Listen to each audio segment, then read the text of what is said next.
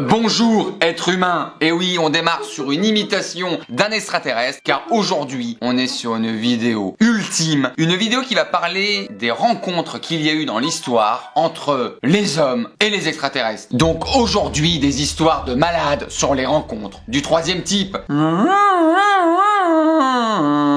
Alors c'est soit une chanson un petit peu d'Alien, soit un garçon de 13 ans qui mue. À vous de choisir. On commence tout de suite avec la première histoire qui envoie du lourd, qui envoie du 38 tonnes. Vraiment, on est sur vraiment de la métaphore de camionneur. Hop là, voilà, toujours des imitations très ringardes. On commence avec un homme de 74 ans dans l'état de New York City. Alors ça, c'est très drôle ce qui lui est arrivé. C'est un homme qui prétend avoir perdu sa virginité à 17 ans avec une alien. C'est carré, c'est basé. Il s'est fait ainsi une petite alien. Bonjour madame, mesdames. Ah non, deux têtes, pardon. Ok, même corps. Vous savez, on a tous un mytho au lycée qui dit qu'il a couché une fois en vacances, etc. Lui, il a été plus loin. Lui, c'est rentré des classes. Bah, cet été, j'ai mis mon petit tarif, oui, j'ai eu ma cartouche. Une alien, le courant est passé, la soucoupe se pose. Et donc, il s'appelle David Huggins et il dit avoir donné naissance à des centaines de semi-humains avec cette alien. Une femme qu'il décrit assez voluptueuse. Non, vraiment, il dit qu'il s'est fait un avion. Et la femme s'appellerait Crescent. Ou Crescent, je sais pas comment ça se prononce en alien, ne m'en voulez pas. Déjà que je prononce mal l'allemand. Donc Crescent, mais c'est sympa comme prénom. Je pense qu'il s'est dit que Sylvie, ça faisait trop humain. Les gars, j'ai rencontré une alien. Elle s'appelle Sylvie Mouffetard. Incroyable. C'est pas le nom de ta prof de CM2. Crescent, pardon, j'ai confondu. Elle s'appelle Crescent Fululbulu. Donc lui, en fait, il prétend que ça s'est passé dans un champ boisé. C'était dans une ferme où il a grandi. Et là, Crescent s'est approché et a commencé à l'enlacer. Et s'en est suivi ce rapport intime entre l'humain et l'alien. En gros, il se l'est tapé dans les bois. Il lui a mis les deux tentacules sur un chêne. Et puis, voilà, je vais te montrer ce que c'est la nature. Tu vas sentir du boulot, tu vas sentir des champignons. Pas les mêmes. Il dit qu'elle avait des grands yeux noirs et des grands ongles noirs. Donc déjà, ce qu'il faut savoir, c'est que les aliens n'ont pas de goût. Et quand on lui a dit donc comment sont engendrés ces bébés, c'est-à-dire comment les extraterrestres font pour se reproduire, il a dit qu'en fait ces bébés, parce que lui il en a fait des centaines, lui c'est un gars, il voit pas la dépense. En fait les bébés sont dans des caisses de verre empilées les unes sur les autres. C'est du Lego. Voilà, les mecs font du Lego. Donc voilà pour la première histoire. Alors attention, on y croit, on n'y croit pas. Le but, ça n'est pas de dire que c'est faux. Si, mais de toujours respecter la parole de l'autre. Et en plus, moi le premier, j'ai déjà eu des petites envies sur un extraterrestre, tout à fait. J'ai eu mon crush alien, tout à fait. Je sais pas si vous vous rappelez de Il Gueugue dans Les Musclés, tout à fait, Club Dorothée. Bon Il Gueugue quand j'étais petit, il était sympa Bernard Minet, hein. Mais Il Gueugue, elle avait un truc. On enchaîne tout de suite sur une autre histoire, mais celle-là, elle fait froid dans le dos. Voici l'histoire des enlevés de l'Alagache. Les enlevés de l'Alagache, en fait, c'est un groupe d'amis, c'est 4 jeunes étudiants. On est la nuit du 20 août 1976. Et donc, eux, ils partent en camping. Voilà, ils vont faire un petit peu de canoë-kayak sur la rivière de l'Alagache. C'est dans le Maine. Donc, ça commence à pêcher, etc. Oh, t'as vu ma truite? Mais non, mais t'as vu mon abson? Mais non, c'est le sgag à Michel. Bon, ça rigole bien, bande de kiki. Et en fait, il y en a un qui dit qu'il commence à se sentir observé. Il dit qu'il s'est retourné dans la direction où il se sent observé. Et là, il dit qu'il a vu une grande sphère immobile de lumière colorée. Voilà comme ça, sans bruit, entre 61 mètres et 91 mètres. On n'est pas sur la Fiat Panda. Donc il appelle ses potes, etc. Venez, il y a peut-être des meufs. Il voit l'objet et tout d'un coup l'objet il s'élève au-dessus des arbres. Les autres ils vont chercher une lampe torche et ils commencent à clignoter comme ça sur l'objet. Peut-être qu'ils comprennent le morse.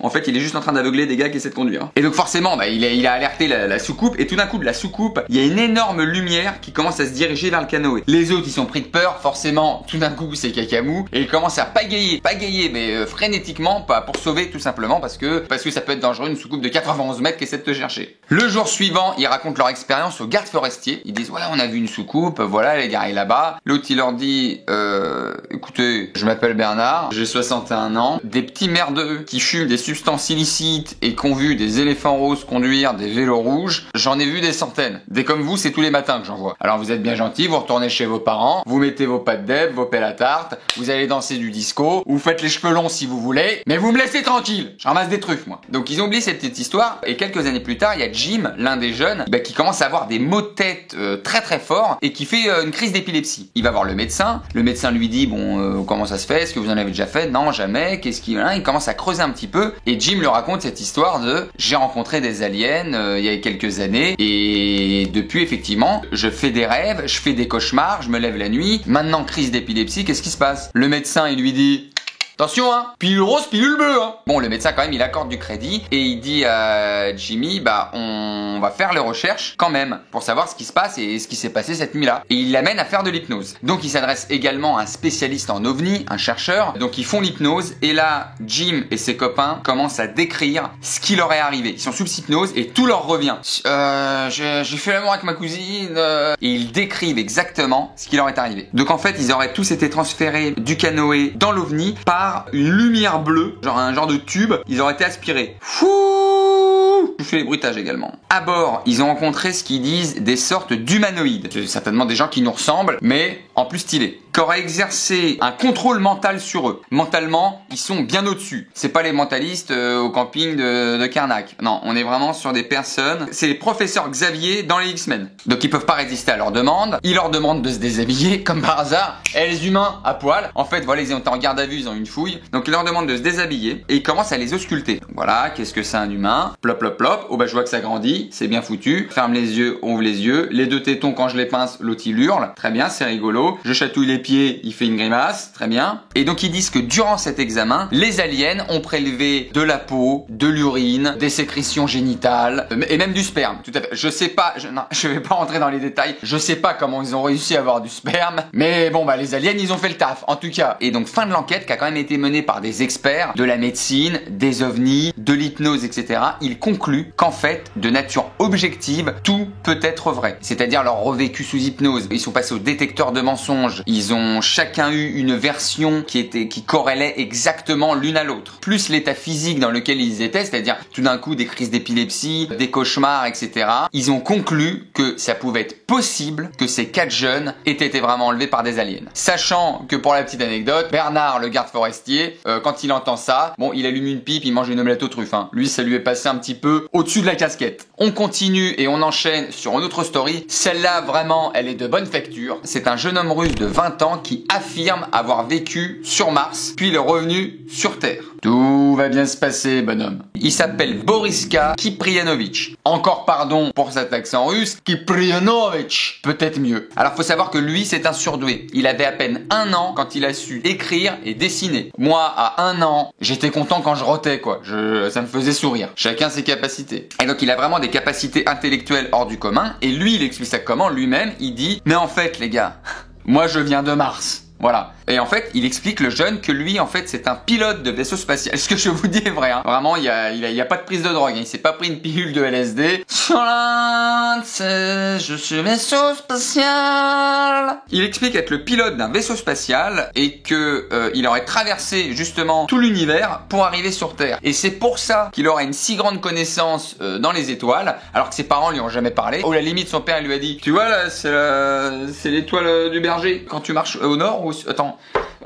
Finis tes frites. Mais lui, il connaît tout le système solaire. Là, tu prends au rond-point de l'étoile. Bonne blague. Donc en fait, lui, il était pilote de l'armée de l'air de Mars. Et Mars aurait été anéanti lors d'une guerre nucléaire. Guerre de l'univers. C'est pas ta planète, c'est ma planète. Grosse bagarre sur Mars. Et donc il meurt. Il aurait ressuscité en 96 sur Terre. On juge pas. En attendant, on t'embrasse fort. Et puis merci d'être venu sur Terre, quoi. Ça fait toujours plaisir, nous, ça fait de la visite, c'est sympa. Et on finit sur le dernier. Alors là, pareil, une petite pépite. On est en 1943 en Pologne et un dénommé Daniel Léger, on est en pleine guerre, il dit avoir rencontré une femme, une alien, sur une plage. Donc il est sur la plage, tranquille, Daniel, hop là, il a des jumelles, tu sens qu'il est pas là que pour regarder les algues. Je sais qu'il y aurait un petit cul. Et il prend un raccourci à travers les dunes et à un moment donné, il tombe sur un objet métallique en plein sur le sable comme ça. Toujours pas de petit cul.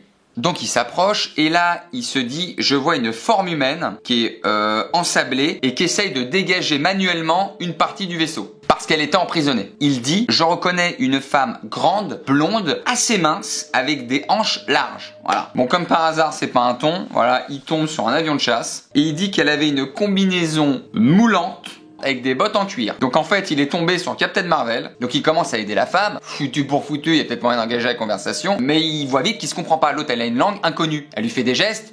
Tu poups.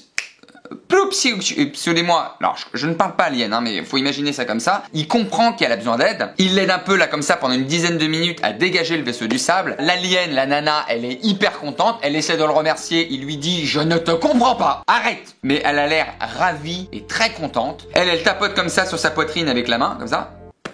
Le vaisseau il démarre, elle rentre dans le vaisseau. Alors ça c'est un truc, elle a inventé les clés de contact à Wi-Fi. Et il dit qu'il voit le vaisseau décoller et partir vers le ciel à une vitesse vertigineuse. Le truc drôle, parce qu'après on peut dire on y croit pas. L'autre il nous invente une story parce qu'en fait il veut pas dire à sa femme qu'il allait mettre des culs sur la plage. Mais ce qui est assez drôle, c'est que avant que ce soit la mode dans les années 50-60 qu'on parle d'OVNI, parce qu'avant c'est un truc qui n'existait pas, et bah Daniel il a toujours cru que c'était une rencontre de type militaire qu'il a eu. C'était pendant la guerre et il s'est dit bah non, il n'y a pas d'extraterrestres. Il s'est dit on est en face, ça doit être des Américains qui ont inventé des soucoupes. Moi je sais pas comment ça se passe. Il s'est dit c'est juste des engins militaires nouvelle génération. Et c'est après, dans les années 50-60, qu'il s'est dit j'ai peut-être rencontré un extraterrestre. Ou une meuf moulante bien habillée. Voilà, ça c'est encore autre chose. Voilà pour les histoires d'extraterrestres. Comme on a dit, on y croit pas. Sommes-nous seuls dans l'univers? Déjà des fois on est seul dans le métro, c'est pas sympa. Alors dans l'univers, vous imaginez, peut-être que un jour il y aura des rencontres de type extraterrestre. Moi je ferais bien un featuring sur ma chaîne avec un extraterrestre. Voilà. Salut les chicos.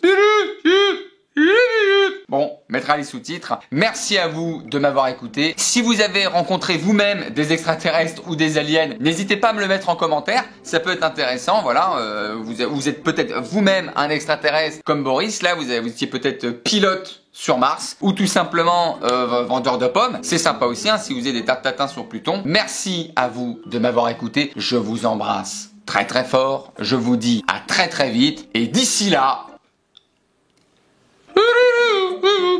Ciao.